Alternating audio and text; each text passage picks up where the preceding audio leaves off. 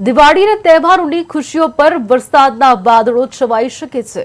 હવામાન વિભાગે આગાહી કરી છે કે ઉત્તર ભારતમાં શિયાળાનું આગમન થઈ ચૂક્યું છે અને તેની અસર હવે પશ્ચિમ અને દક્ષિણ ભારતના વિસ્તારોમાં જોવા મળી રહી છે।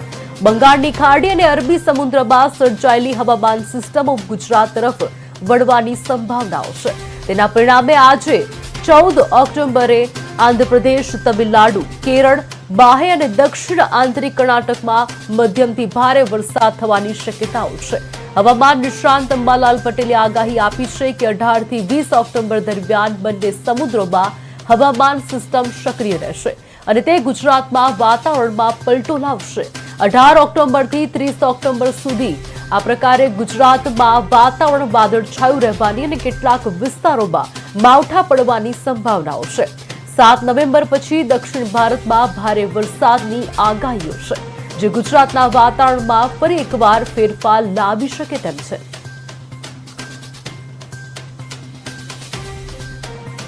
અરબી સમુદ્રમાં હલચલ જોવા મળશે અને કદાચ આ હલચલ